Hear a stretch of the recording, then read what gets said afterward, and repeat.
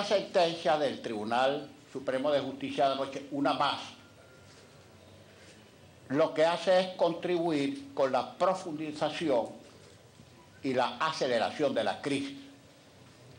Ojalá en algún momento de sus desvaríos el presidente de la República, y una de las pocas cosas que lo sostienen precariamente en el poder, como es el Tribunal Supremo de Justicia, se dieran cuenta de que con este tipo de decisiones no se resuelve el problema del desabastecimiento de alimentos, que es cada día peor, ni del desabastecimiento de medicinas, que es cada día peor, ni el costo de la vida, que es cada día más grande, peor, ni el problema del agua, ni el problema de la electricidad, ni el problema de la inseguridad, sino que, al contrario, con la perseverancia, con la persistencia en este esquema equivocado, erróneo, fallido, fracasado, al cabo de 17 años de implementación sin contrapesos importantes y habiendo dispuesto de una cantidad inimaginable de recursos, no obstante todo eso, la crisis, digo, se sigue profundizando y se seguirá agravando.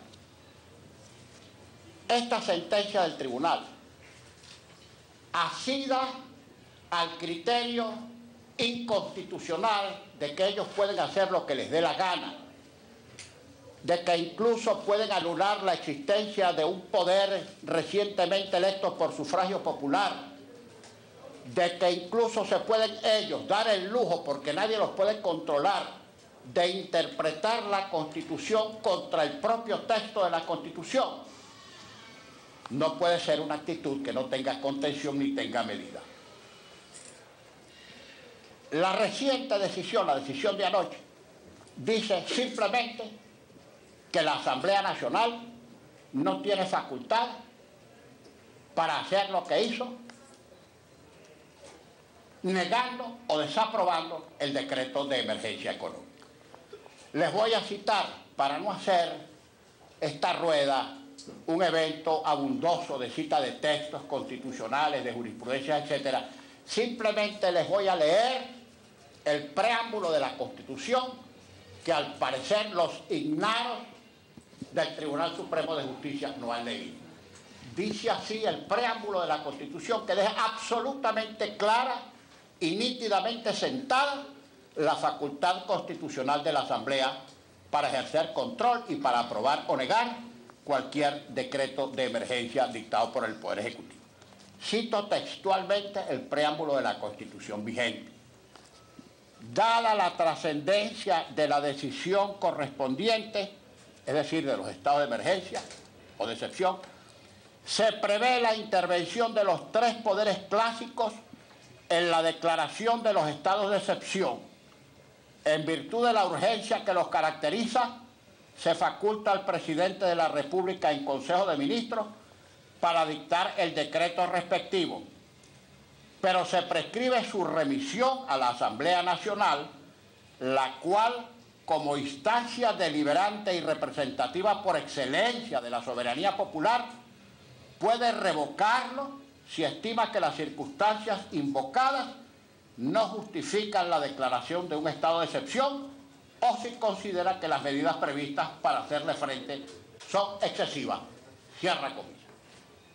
Claramente determinado en el preámbulo de la Constitución la facultad que tiene la Asamblea para aprobar, negar o incluso corregir algún decreto sobre estado de excepción. Bueno, la sentencia del tribunal dice que el preámbulo de la Constitución y que la facultad de la Asamblea no existe.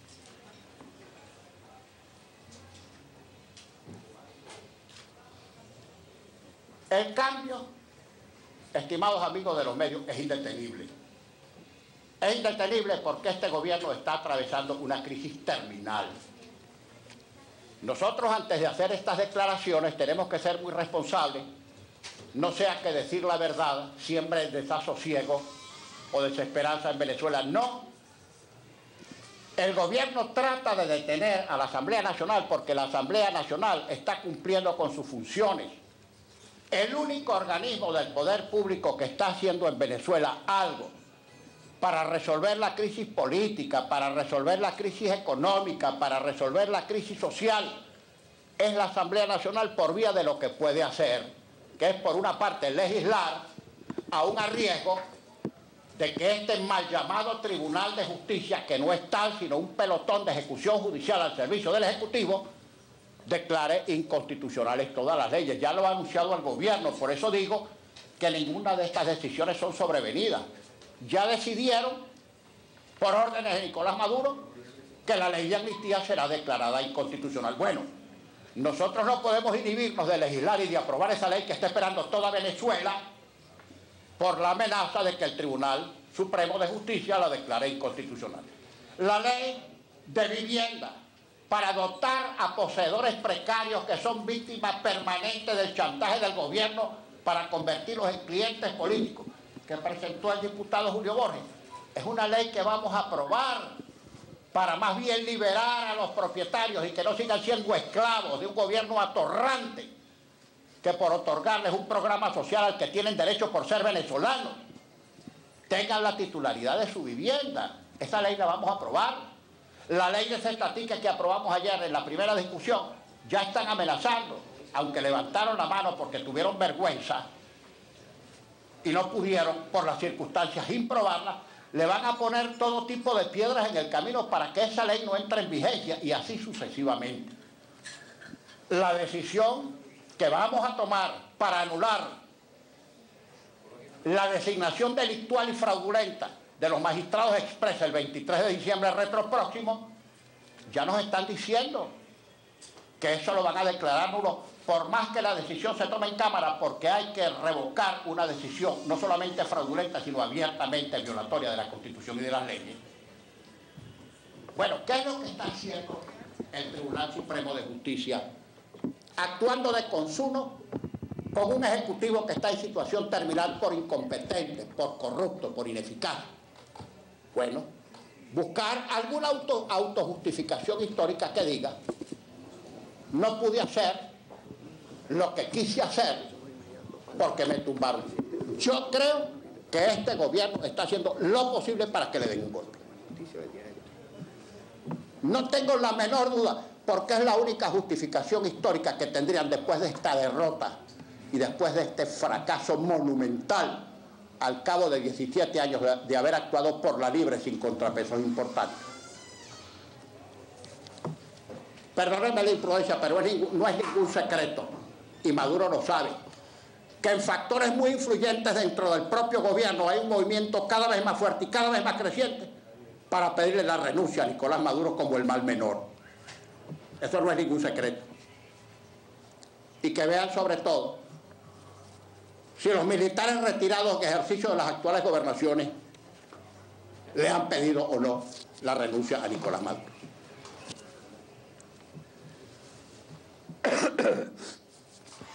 ¿Qué pasó o qué pasa después ahora que el Tribunal Supremo de Justicia dice que el decreto está vigente? Bueno, ahora el gobierno sería inexcusable, porque si antes invocó el argumento peregrino y absolutamente falaz de que no podía resolver una tragedia de 17 años, porque hace pocos días la Asamblea Nacional le negó el decreto, ahora que el Tribunal Supremo de Justicia, violando la Constitución, declara vigente el decreto de emergencia económica, ahora el gobierno es inexcusable.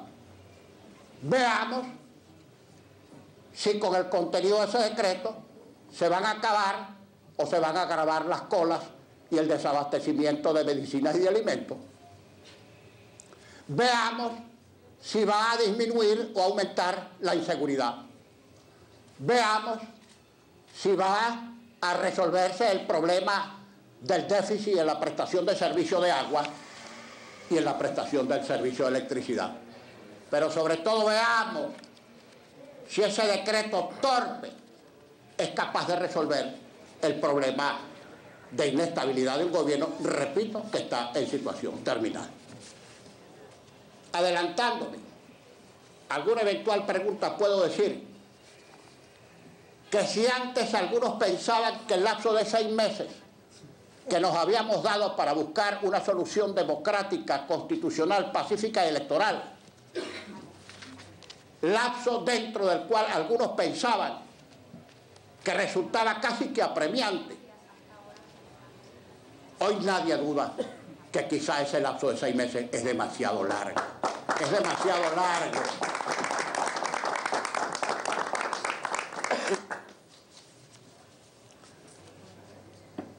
Para ponerle en este momento fin a una exposición que no debe ser demasiado larga, a los fines de responder las preguntas que ustedes nos formulen, quiero reiterarles que nuestra disposición a contribuir con el cambio que quiere toda Venezuela, no vamos a ceder en ninguna de nuestras facultades constitucionales, aún a riesgo de que un Tribunal Supremo de Justicia que está actuando en violación sistemática de la Constitución, prevalido de un supuesto criterio de que sus decisiones nadie los puede revisar, traten de sostener agónicamente a un gobierno que ya no se puede sostener.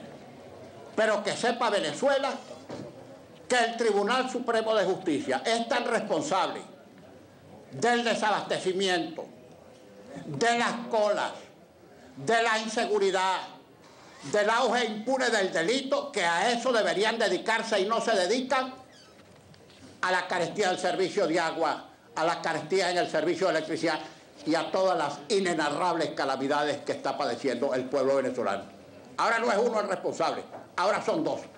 Y no quiero extenderme más porque en mi propia apreciación, que no compromete en nada a los compañeros directivos de la Asamblea Nacional ni al cuerpo de diputados que integramos la mayoría electa por sufragio popular, no me quiero permitir en esta declaración apreciaciones de carácter personal que las daré en otro momento con relación al estamento militar. A la cúpula, que no a la totalidad de las Fuerzas Armadas. A eso me voy a referir en otro momento porque se trata de apreciaciones personales.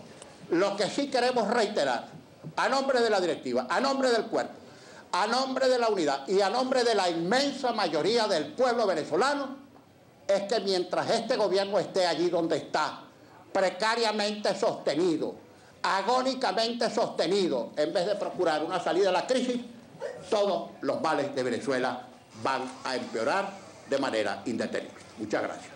En minutos, por cierto, como demostración, como prueba de que estamos tratando con unos filibusteros que ni la palabra respetan, vamos a pasar fragmentos de la intervención que me correspondió hacer en respuesta al mensaje vacuo, insulso, falaz que rindió aquí el presidente cuando vino a presentar su memoria y cuenta anual, donde, por una nota, por cierto, que me pasó el diputado Julio Borges, lo emplazamos sobre la sesión especial para tratar el decreto, porque señalé, había dos interpretaciones, una que señalaba 48 horas y otra 8 días.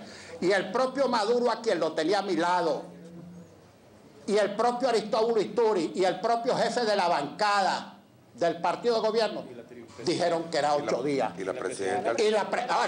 Y a mi izquierda, cero a la izquierda, por cierto, la presidenta de eso, que es el Tribunal Supremo. Usted es un cero a la izquierda. Que, por cierto, me citaron, no sé para qué proceso, debe ser para acusarme otra vez de estar incurso en desacato, que me citen que yo voy. Eso sí me va a oír. Ojalá me citen para que me escuchen. Ojalá tenga el arrojo, el coraje, la dignidad de escuchar lo que ella se merece, que se le diga en su cara, por haber pervertido y puesto por el suelo un poder fundamental que ha debido garantizar más bien el equilibrio democrático.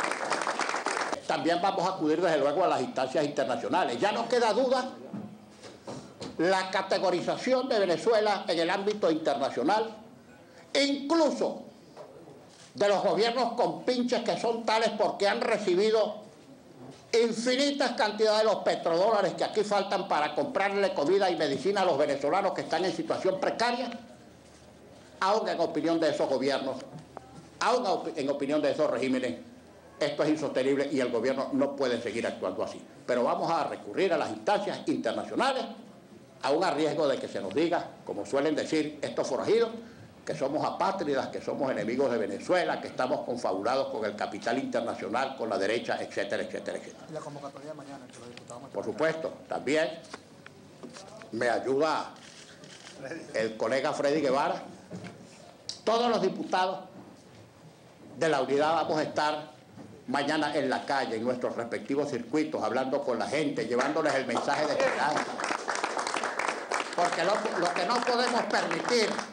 no podemos permitir es que así como este gobierno se ha robado todo, o casi todo, se robe también la esperanza de los venezolanos. En la misma medida en que ellos traten de desesperanzar, de deprimir, de entristecer a Venezuela, nosotros los dirigentes de la oposición estamos en obligación de decirle a nuestro pueblo que si hay futuro, que si hay esperanza, que si hay posibilidad de cambio y que todos vamos a tener en el futuro una Venezuela mejor después que salgamos de este gobierno. Justamente queríamos conocer cuáles son las acciones que el Poder Legislativo va a emprender luego de esta decisión del Tribunal Supremo de Justicia. Usted ha dicho que van a ir a instancias internacionales. ¿Cuáles son esas instancias internacionales que acá en el país se van a hacer? Pero ya lo dijimos. Además, usted ha dicho, ha hablado de 6 meses para un instrumento legal que pueda salir de este Poder Ejecutivo. Mire, ¿qué van a hacer exactamente? Yo le reitero, el programa nuestro es seguir cumpliendo con nuestras facultades constitucionales, legislar, controlar, aunque todas esas decisiones traten de ser revertidas o anuladas por el Poder Judicial, por el Tribunal Supremo de Justicia. Vamos a recurrir a los organismos internacionales porque en la OEA y en el sistema interamericano hay instancias para recurrir respecto de las acciones de un gobierno como este. La Carta Interamericana. Bueno, pero es que además, repito, no hay que desesperanzarse por esta confrontación que nosotros no hemos provocado, pero que tampoco podemos eludir. Ahora, es para nadie una sorpresa, el propio presidente en el año judicial lo dijo, al que no fui deliberadamente porque yo no iba a caer en una emboscada. El propio presidente lo dijo. Yo decido y ustedes interpretan, ustedes en definitiva, le dijo a la presidenta del tribunal, ustedes en definitiva dicen lo que es constitucional y lo que no es constitucional, así de sencillo. Bueno, eso va a seguir ocurriendo y nosotros vamos a seguir en lo nuestro, vamos a seguir legislando. Por ejemplo, hay una decisión que va a venir pronto y que también van a declarar inconstitucional. Esos magistrados que nos designados exprés en un procedimiento fraudulento, ilícito, delictual, el 23 de diciembre de 2015, por la anterior Asamblea Nacional, siguiendo todos los pasos legales vamos a revertirlo, porque esa fue una decisión fraudulenta, no hay currículo, esos magistrados no tienen credenciales, no se respetaron los lapsos, el comité de postulaciones actuó como una casa de mandados del gobierno. Bueno, y los designados fueron personas que deberían estar en cualquier parte si existiera justicia, menos en el tribunal. Jueces que deberían estar presos, pues. Ahora, esa decisión la vamos a revertir a riesgo de que el Tribunal Supremo diga que esas decisiones fraudulentas son legítimas. Y vamos a modificar la ley del Tribunal Supremo de Justicia, porque no puede ser posible que 7 gandules, que 7 zánganos que están en la sala constitucional prelen o priven con sus decisiones inconstitucionales sobre el voto de esos 200 millones de venezolanos. Eso no puede ser. ¿En qué país del mundo se puede sostener con alguna posibilidad de que a uno le crean que 7 burócratas judiciales que no tienen independencia, que no tienen méritos, que no tienen credenciales, hagan ilusoria la existencia de un poder fundamental del Estado, como es este, que incluso los designa a ellos, porque a ellos les da la gana de que este poder lo exista para sostener, repito, un gobierno que le está haciendo un terrible daño al país? En esta especie de sociedad para delinquir tienen responsabilidad directa el presidente de la República y el Tribunal Supremo de Justicia. Diputado, no tengo la menor duda, a cualquier riesgo de decir lo que estoy diciendo. Diputado, usted ¿qué cree que el presidente está buscando el camino del golpe de Estado? Ese golpe de Estado pudiera ser también un autogolpe vía tribunal. ¿Se entiende? Mira, si hemos dicho que se trata de justificación histórica, no puede ser autogolpe, provocan el golpe para que se lo den a ellos y tendría la justificación histórica. Algo así como le pasó a Allende, que la justificación histórica de Allende fue que de los allendistas, porque Allende se pegó un tiro. Aquí, por supuesto que Allende no provocó el golpe.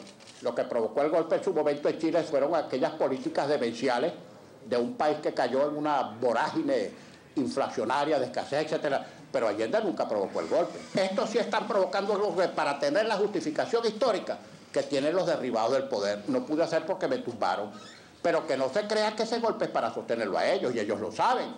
En un momento estuvieron propiciando el autogolpe, pero ya ni en el seno de las Fuerzas Armadas tienen fuerza para hacer un autogolpe. Ahora, no es un secreto que en todas las Fuerzas Armadas de Latinoamérica siempre existen núcleos golpistas castrenses que tienen el militarismo metido en la cabeza y que creen que los militares son la solución. Y la Fuerza Armada venezolana no es una excepción a ese mal atávico en las Fuerzas Armadas de toda América Latina. Eso existe.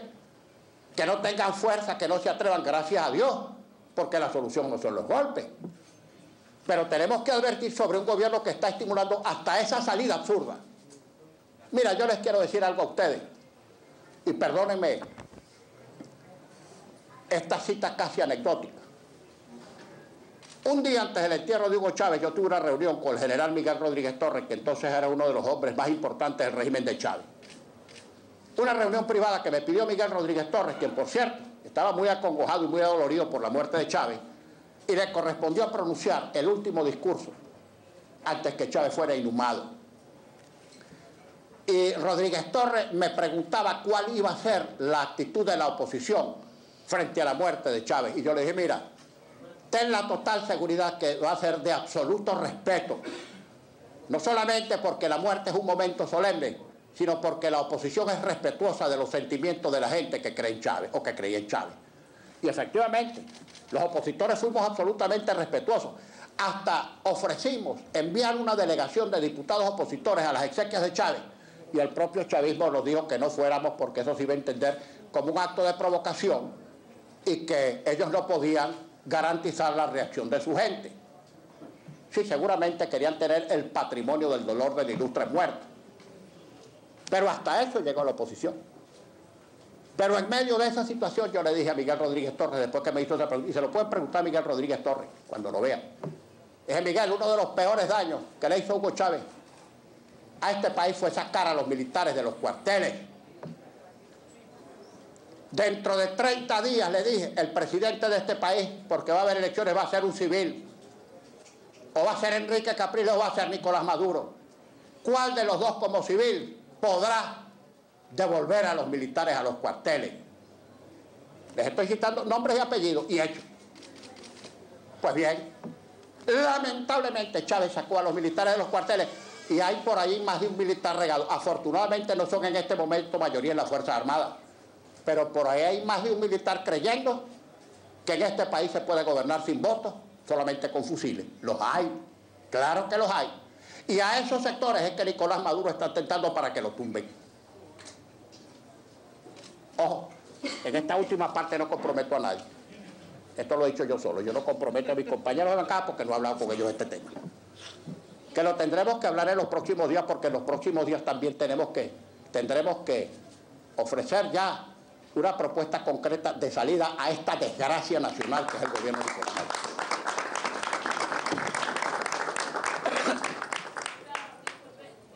Disculpe la insistencia. Bueno, ya la Asamblea ha hablado durante casi un mes y lo vuelve a reiterar usted en este momento de la posible salida del presidente Nicolás Maduro de forma constitucional, de una forma que no sea de golpe, pero dice que podría ser antes de los 6 meses, más o menos cuánto tiempo tiene estimado la definición. ¿Cuál de las vías constitucionales podría Mire, ser antes? yo quiero ser muy preciso. El lapso, cuando nosotros hablamos del lapso de 6 meses, no es eso que llaman los abogados un lapso preclusivo a los 6 meses. Puede ser a los 2, a los 3, a los 5, a los 4. Dentro del lapso. Ahora, como la crisis se está acelerando, y no, por cierto, por alguna actitud de la oposición por acelerar la crisis, sino que son los errores, los desaciertos, los latrocinios, las corruptelas del gobierno los que han acelerado la crisis, pues entonces los tiempos no los ponemos nosotros, los tiempos los pone la necesidad del país. Y si estamos interpretando como interpretamos la necesidad del país, tenemos que ofrecer una solución que, por cierto, cuando lo ofrezcamos seguro que el tribunal va a decir que es inconstitucional. El tribunal siempre va a decir que es inconstitucional. Bueno, veremos entonces qué vamos a hacer. Pero que sepa que el Tribunal Constitucional en este país no va a ser ni el gran elector de nada, ni el gran sostenedor de nada. Yo creo que están engolosinados porque por estas decisiones que han tomado, ellos creen que están ganando el juego. Que no se equivoquen. Diputado, ¿por qué no se han concretado estas medidas para cortar este tiempo que ustedes han dicho ya desde la campaña? Se hablaba de que si el gobierno no cambiaba, pues habría que cambiar el gobierno. Cuando se presentó el decreto de emergencia, decían, es una muestra de que no hay cambio. ¿Qué es lo que está pasando que no se concretan las medidas? Ya eso lo contesté. No estamos resolviendo una cuestión sencilla ni simple. Tenemos que buscar, y en eso tenemos que ponernos de acuerdo, el medio más eficaz, más eficiente, menos gravoso, más simple, porque tenemos por delante al pueblo venezolano y vamos a dar con el método, no tenga usted duda. Pero entonces, ¿qué le responden desde el Parlamento a todos esos venezolanos que están esperando que ocurran soluciones y que en vez de eso están viendo que la Asamblea toma decisiones y que ustedes votarán la nula o toma otras contrarias? No podemos decir otra cosa que la que estamos diciendo, insistir en nuestras facultades constitucionales y ojalá que el gobierno rectificara. Ahora vea usted, si nosotros aprobamos, por ejemplo, una ley para mejorar la producción nacional y el gobierno no lo ejecuta, bueno, tendremos que decirle al país, aprobamos esta ley y el gobierno no lo ejecuta. Eso no es lavarse las manos, es que simplemente no somos poder ejecutivo. Por ejemplo, si el gobierno, ¿cómo podemos nosotros detener un caso? ¿Cómo podemos detener nosotros el trasegamiento de nuestras reservas oro? Están quemando reservas oro. Ojalá que no sea para robárselas. Para comprar no se sabe qué. Un país que tiene que quemar oro monetario para comprar comidas y medicinas. Bueno, ojalá nosotros estuviéramos en el gobierno y alguna medida habríamos tomado para que en este país hubiera flujo de divisas, confianza, inversiones que nos permitieran regenerar o incentivar el aparato productivo nacional y sustituir importaciones. Y en el interín, porque eso no se hace de la noche a la mañana, tener recursos para comprar alimentos y equipar a nuestro país de alimentos y medicinas. Pero nosotros no estamos en el gobierno y la gente lo sabe. Porque la gente no es que cree que nosotros en la Asamblea vamos a resolver el problema del abastecimiento ni de las medicinas, etcétera, etcétera. La gente está muy clara, como muy clara estaba antes de las elecciones. Yo recuerdo que se decía, por ejemplo, la gente se va a confundir con la tarjeta aquella estafadora, que por cierto inventó el Tribunal Supremo de Justicia y se las puso en las manos al gobierno. Porque este tribunal viene de fechoría en fechoría, la cosa no es nueva. Bien, y nosotros nos angustiamos porque incluso las encuestas señalaban que el impacto de esa tarjeta pirata, fraudulenta, de esa estafa, nos iba a morder entre el 3 y el 7% de los votos. Y la gente, no nos mordieron nada. Los que resultaron mordidos fueron los del gobierno, que eso les costó un realero, en manos de un pillo, por cierto, que anda por ahí escondido, que no se sabe en qué hueco se escondió.